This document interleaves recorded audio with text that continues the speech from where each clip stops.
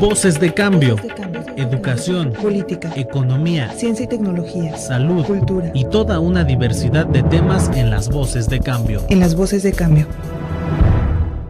Muy buenos días, bienvenidos a Voces de Cambio. Esta mañana pues nos complace discutir un tema que seguramente muchos nos hemos cuestionado, preguntado en diferentes etapas de nuestra vida. El tema sobre el universo y sus modelos. ¿Cómo entendemos el universo? ¿Qué es el universo? Posiblemente uno de los primeros modelos justamente que nos hablan de cómo es el universo nace justamente en la época griega con el trabajo de Aristóteles, hace unos 340 años antes de Cristo.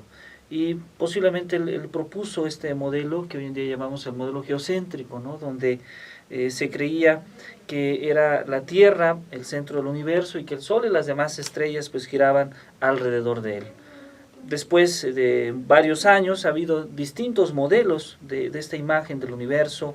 Podemos mencionar a Ptolomeo, a Nicolás Copérnico, a Johannes Kepler, Galileo Galilei, Isaac Newton, Albert Einstein, por mencionar algunos de los físicos y astrónomos pues que han tratado de explicar justamente qué es el universo, cuál es su origen y si éste tiene algún destino. Esta mañana nos sentimos complacidos de que nos acompañe el doctor Luis Felipe Rodríguez. Él es doctor en astrofísica por la Universidad de Harvard, investigador del Centro de Radioastronomía y Astrofísica de la UNAM, pero además es investigador emérito justamente de esta casa de estudios e investigador emérito del Sistema Nacional de Investigadores. Doctor, nos sentimos realmente muy contentos que nos acompañe y que podamos discutir este tema con usted. Quisiéramos tal vez iniciar con una pregunta. ¿Cuál es entonces la imagen que nosotros tenemos del universo? Bueno, la imagen contemporánea es de un universo que aparentemente tuvo un momento de inicio, que es muy grande, pero que lo que podemos ver es finito. No podemos ver más allá de una cierta distancia, por razones que puedo explicarles. Y no sabemos si es un universo infinito que va a seguir creciendo y creciendo, o si es un universo finito. Sin embargo, yo diría que la gente se inclinaría en este momento por un universo que tuvo un inicio hace 14.700 millones de años, una edad muy grande, y que va a continuar expandiéndose y que es esencialmente infinito, aun cuando en este momento solo alcanzamos a ver una parte muy grande, pero finita del universo. Muy interesante. ¿Cuál es el origen? ¿Cómo creemos que fue el origen del universo? Bueno, cuando a principios del siglo pasado, otro astrónomo muy eminente, Edwin Hubble, empezó a estudiar las galaxias. ¿Qué son las galaxias? Bueno, son familias de estrellas. Nosotros lo que estamos familiarizados es el Sol, ¿verdad? El sistema de planetas, uno de los cuales es la Tierra, pero nuestro Sol es parte de un número enorme de estrellas, del orden de 200.000 millones de estrellas, que forman una galaxia, una especie de estructura que se mantiene, digamos, estable por la misma gravedad entre las estrellas. Pero no es la única galaxia, vemos afuera con grandes telescopios y hay otras muchas galaxias. Y este Hubble encontró que las galaxias se estaban separando entre sí. Entonces pudieron calcular cada vez más exactamente que en el pasado pues estuvieron más y más cerca, hasta que se llega un momento en que estaban, digamos, en un punto, por decirlo de alguna manera, y cada vez se ha refinado eso, y se sabe que esto ocurrió hace, como decía yo, 14.700 millones de años, y ahí sí se nos presenta un problema, ¿no? Porque uno dice, bueno, ¿de dónde originó esto? ¿Había algo antes? Y hay quienes piensan que sí había algo antes, una especie como de vacío, pero que ahora sabemos que el vacío nunca está vacío, sino que siempre hay actividad y creación de partículas, y que de este vacío hubo una como fluctuación enorme que creó al universo que vemos ahora y que lo seguimos viendo expandiéndose, ¿verdad? Ahora hay quienes creen que simplemente fue un como momento de origen y que antes pues no había nada, no tiene sentido hablar del tiempo, ni de la energía, ni de la materia antes de ese momento de inicio. Interesante. Entonces, usted comentaba ahorita sobre el tiempo. ¿Cuál podríamos decir que es la naturaleza del tiempo? Bueno, es una pregunta muy, muy profunda y muy difícil de contestar, ¿verdad? El tiempo es algo en el que, pues, podemos enmarcar nuestras actividades o el movimiento de una partícula y sabemos que el tiempo nada más va en una dirección, ¿no? Comparado con el espacio, en el espacio sabemos que nos podemos mover para arriba, para abajo, a izquierda, derecha, adelante, atrás, pero el tiempo siempre va para adelante. Nos levantamos y cada día estamos más viejos, ¿no? Sin embargo, es muy interesante comentar que, por ejemplo, en el interior de estos cuerpos que se llaman hoyos negros, es al revés, se puede uno mover en el tiempo, pero en el espacio inexorablemente cae uno al centro del hoyo negro. Entonces el tiempo, con todo y que nosotros estamos acostumbrados a verlo de una manera pues que avanza siempre, hay que recordar que al menos la teoría de la relatividad de Einstein predice que hay regiones donde se puede uno mover en el tiempo. Interesante. Justamente sobre este físico alemán Albert Einstein, que en los años entre 1900 y 1910 publica pues una serie de publicaciones de donde nace la teoría de la relatividad especial y la teoría de la relatividad general. ¿Qué nos podría comentar usted sobre cuál es la relación que hay entre el tiempo y el espacio? Bueno, lo que descubre precisamente Einstein es que están íntimamente relacionados. Antes de Einstein, el gran físico era Isaac Newton, el inglés, ¿verdad? Y Newton definió muy separados al espacio y al tiempo. Es decir, el tiempo es algo que fluye de manera continua, independiente de todo, mientras que el espacio pues es el teatro donde ocurren las cosas, ¿no? Sin embargo, Einstein se dio cuenta, al tomar en cuenta una serie de cosas como el hecho que la velocidad de la luz es constante para todos los observadores, estén moviéndose o no. Entonces él llegó a la conclusión de que estaban ligados, de una manera, en el sentido de que, por ejemplo, el movimiento de un cuerpo respecto a mí hace que el tiempo vaya más como lo veo yo, el observador en reposo, el tiempo vaya más despacio. Y entonces él, ya entre las ecuaciones que se usan modernamente, están relacionadas a la posición, que sería el espacio, y el tiempo, de una manera que no los puede uno separar, ¿no? El estar en movimiento afecta cómo es el tiempo visto por otro observador y viceversa, ¿no? Entonces él encuentra que están muy vinculados, ¿no? Y que el movimiento de las cosas afecta el transcurso del tiempo, vamos a decir así.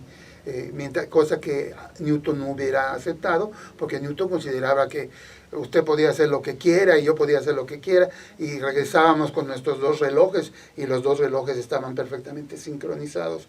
Ahora se sabe que si una persona se mueve mucho, se acelera, el tiempo transcurre más lenta para ella, ¿no? Y se ha medido eso, se han puesto relojes atómicos en aviones que vuelan alrededor de la Tierra, y cuando se comparan con un reloj atómico que se dejó quieto en tierra, está ligeramente retrasado, ¿no? Por millonésimas de segundo, pero que el efecto es real, ¿no?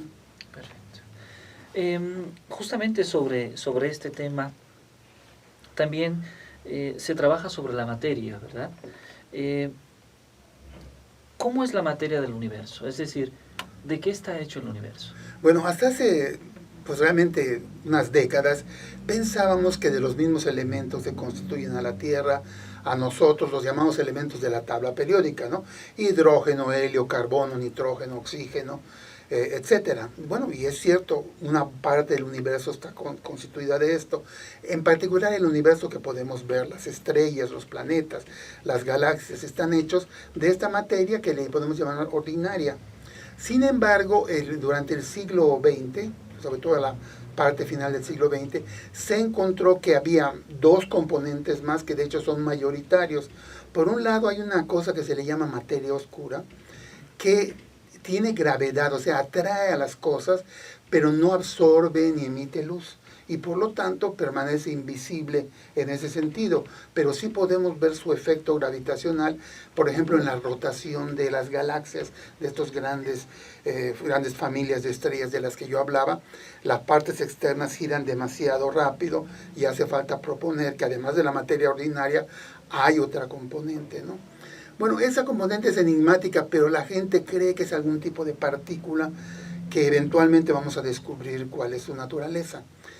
Pero ya a fines del siglo pasado, y ya merecedor de un premio Nobel de Física, se descubre que el universo, que se está expandiendo, y uno pensaría por lógica que como la fuerza de gravedad es atractiva, esa expansión se estaría desacelerando poco a poco, de algún modo. Se encuentra que no, al revés, el universo cada vez se expande más rápido, o sea, se está acelerando. Y esto requiere de alguna energía o algo que lo esté haciendo. No sabemos bien qué es, y a esto se le bautizó con el nombre de energía oscura. Y ahora entonces el universo se presenta siempre como pastel. 4% es la materia ordinaria, 20 y tantos por ciento es la materia oscura, y más de 70% es la energía oscura. O sea que el universo está increíblemente dominado por componentes que no entendemos. No sabemos entonces Bien qué son. propiamente. Sabemos de su efecto, podemos medir sus efectos de varias maneras, pero no tenemos claro qué es, ¿no? Y sabemos que son dominantes por encima de la materia ordinaria que nos forma a nosotros. Muy bien. ¿Cuál podría ser el destino que tenga el universo? Es decir, el universo es un universo, lo comentaba usted, en expansión, o es un universo estacionario. ¿Cómo es? ¿Cuál es el destino? Definitivamente está en expansión, eso ya. Hubo una época en que había un debate muy fuerte, digamos, hasta los años 60 del siglo pasado, en que había un grupo de astrónomos muy importantes que quería defender la posibilidad de un universo estacionario. ¿Por qué? Porque eso evitaba el problema del origen, ¿no? Uno decía, no, pues el universo ha existido por siempre, entonces no hay un problema de origen, ¿no? Aunque bueno, también es muy difícil entender eso de que ha existido por siempre. Pero en los años 60 empezaron a haber descubrimientos que han llevado a un consenso, yo diría generalizado, del 99% de los astrónomos, de que el universo está en expansión. Pero luego se creía que, bueno, ok, está en expansión, pero a lo mejor la gravedad es lo suficientemente fuerte para en el futuro parar esta expansión e iniciar una etapa de contracción, ¿no? Inclusive se hablaba de un universo oscilante, ¿no? Que también pues resolvería ciertos problemas, porque uno podía decir que era un universo que estaba oscilando desde siempre. Pues resulta que ahora con el descubrimiento de la expansión acelerada, la visión que hay es que es un universo que tuvo un inicio y que se va a seguir expandiendo y cada vez se va a hacer más tenue, más tenue. Inclusive hay quienes creen que la materia va a decaer en radiación y vamos a acabar en el futuro muy, muy lejano en un universo que va a estar lleno de radiación, ya sin partículas, y va a ser un universo muy tenue, muy extendido, que ya no, por ejemplo, va a poder sostener vida, porque toda la materia, los protones y eso van a haber decaído. Esa es una manera de ver el universo, o sea, es una visión pues muy sombría, ¿no? De que va a ser un universo simplemente muy tenue, muy extendido, sin ya actividad interesante, ¿no?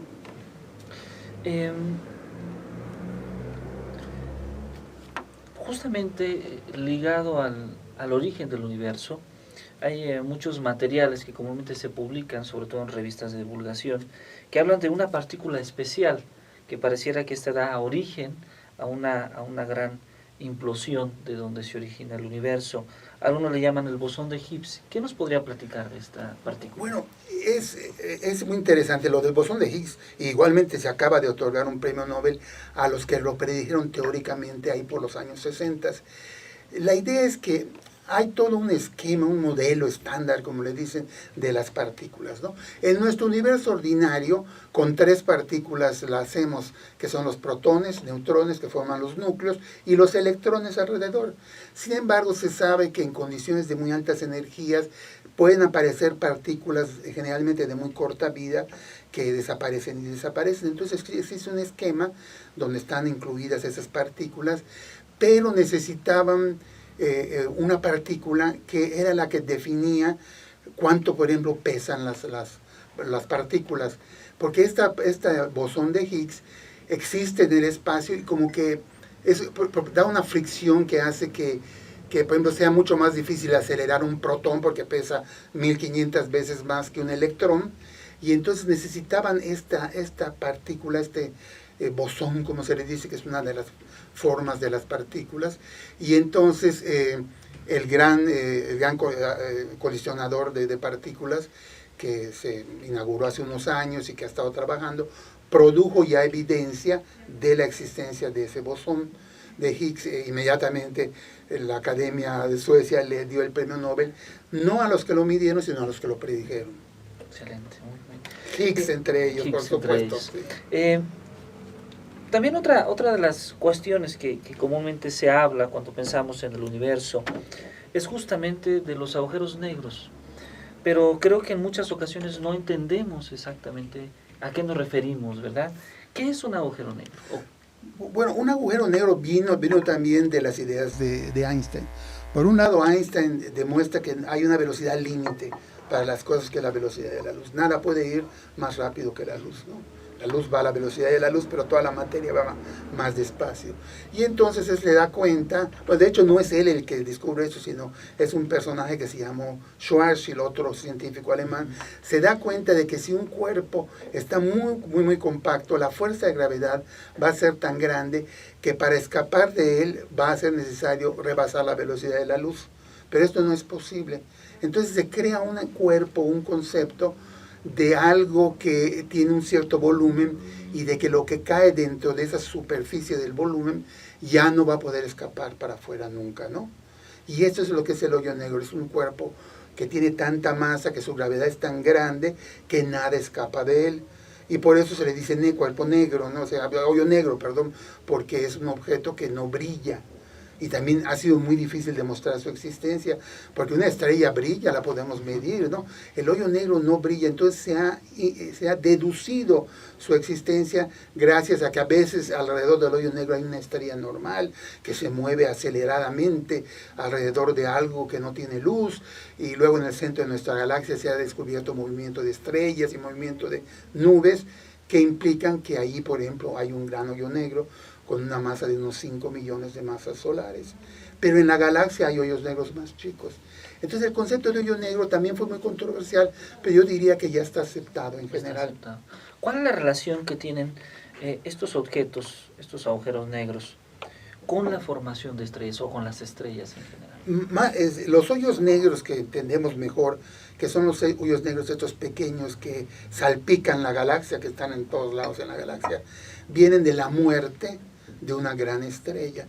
Cuando una gran o sea que el Sol no va a acabar como hoyo negro, es demasiado chico, pero grandes estrellas que pesan 8, 10, 20 veces lo que pesa el Sol, acaban explotando como supernovas, pero la parte interna, en lugar de explotar, diríamos, implosiona, o sea, se va para adentro, se contrae tremendamente, y eso es lo que pensamos que forma los hoyos negros, ¿no?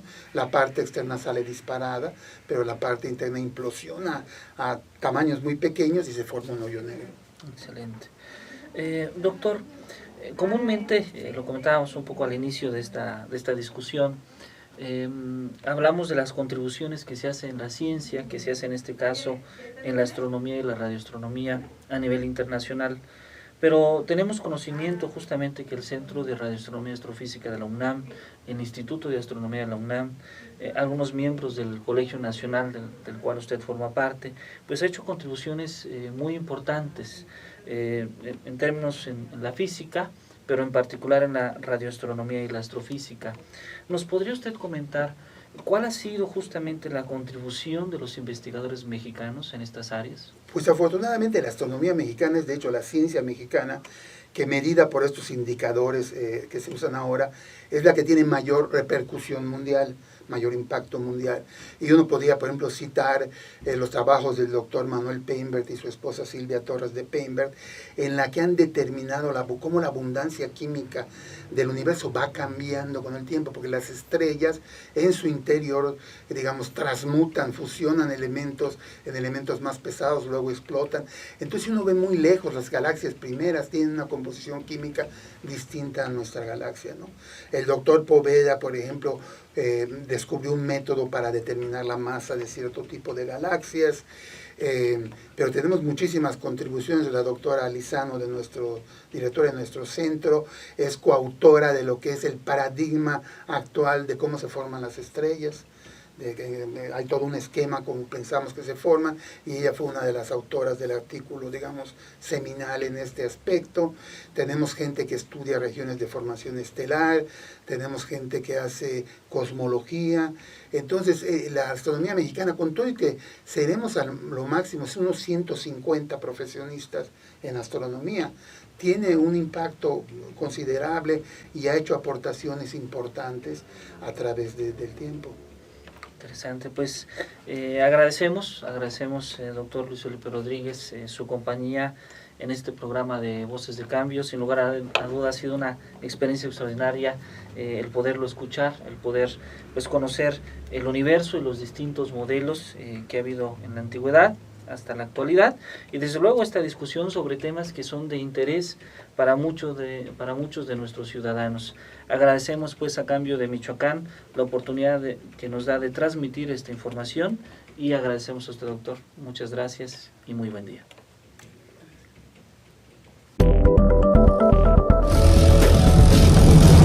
Voces de Cambio,